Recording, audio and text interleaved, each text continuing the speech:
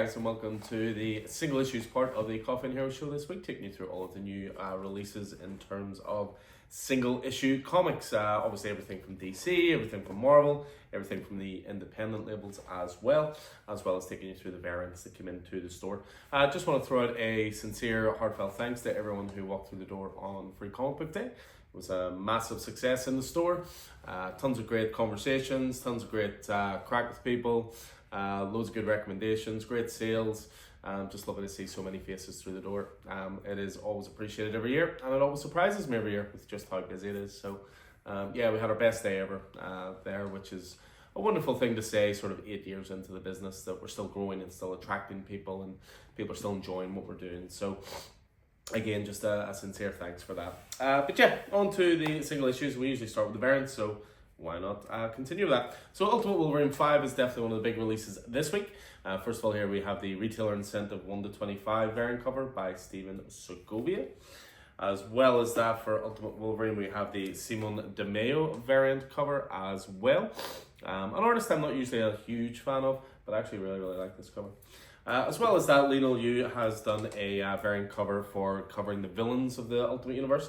They've been doing this for every issue of Ultimate Wolverine so far. So Ultimate Sabretooth there. Out this week is Godzilla Heist number 3, and they continue their theme of movie homage variant covers. So Mission Impossible this time, which is perfect given it's Godzilla Heist. Another big release this week is definitely Star Wars number 1. So start of a brand new run of Star Wars. Set after Return of the Jedi. So a couple of different variants in as well. We have the Gabriel Dell'Otto variant cover there. As well as Dell'Otto, we have David Nakayama doing a variant cover for Star Wars number 1 as well.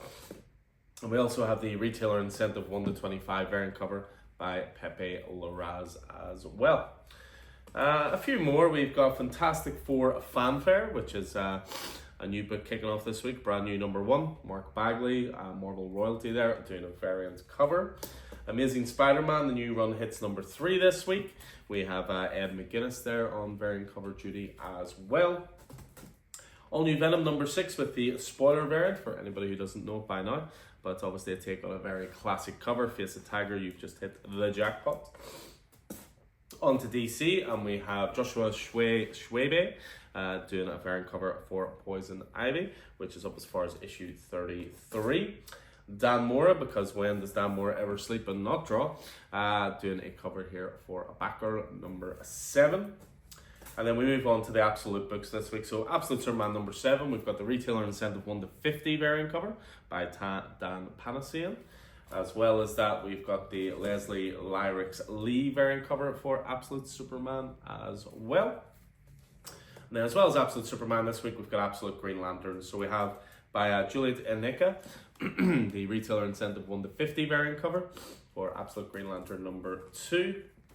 We also have by Alex Ekman Long, the Retailer Incentive 1-25 variant cover for Green Lantern also.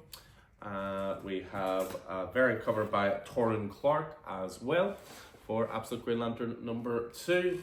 And then we finish off the variants this week with Jeff Spokes on variant cover duty. This is actually part of a connecting cover. So they've done this for the 3 Absolute books that have launched at the same time so far. So Raphael Albuquerque did a connecting cover for Superman, Batman, and Wonder Woman.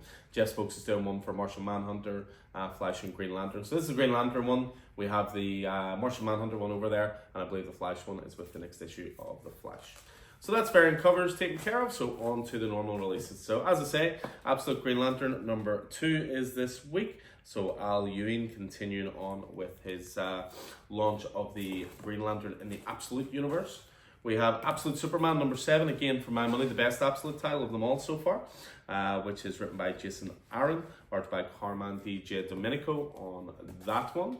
We have Batgirl number 7 out this week as well. Tate Bromble continuing on that. I haven't labelled these up yet, but this is a starting point for new readers. Start of a brand new story, first story arc complete, so good for new readers. I'll be putting those stickers on before firing them up on the racks. We have Batman 616, the Hush facsimile. So Hush going towards its end in terms of the facsimile editions. We have Black Canary Best of the Best, number 6. This is the final issue of the Black Canary series from Tom King and Ryan Sook. Great fun it has been. We have Justice League The Atom Project, number 5. Second to last issue for this Rand Parrott, John Ridley written Justice League book. Art, of course, by Mike Perkins, friend of the store. We have Resurrection Man, Quantum Karma, number 2. So continuing on with Ram V's book. First issue I thought was great. Anand RK on art, Mike Spicer on colours. And we finish off DC with Teen Titans Go, issue 3 as well. Good all ages one there. So all new Venom, number 6. So as I say, we're continuing on with Al Ewing's Venom tale. We've obviously revealed that Mary Jane / Jackpot is the new Venom. We have Amadeus Cho 20th anniversary special, which I believe is a reprint of some old stuff, as well as some new stories in there as well. So featuring the totally awesome Hulk and Brawn. We move from there on to Amazing Spider-Man number 3. So Joe Kelly, Pepe Larraz, continuing on with their most recent relaunch of Amazing Spider-Man. We have new printings in for Daredevil Cold Day in Hell number 1. So if you missed out before, we got a few of these in. Highly recommend it. Definitely one of the best number 1s of the year so far. We have Deadpool number 14 from Cody Ziegler and Rose Antonio. So continuing Deadpool with not 1 series this week, but 2 series. We have Deadpool Kills the Marvel Universe as well, issue 2, Colin Bunn and Dalibor Talahich. On from there, we have, I've mentioned it before, Fantastic Four Fanfare, written by Mark Waid, art by the likes of Raman Rosanas and Sarah Pichelli.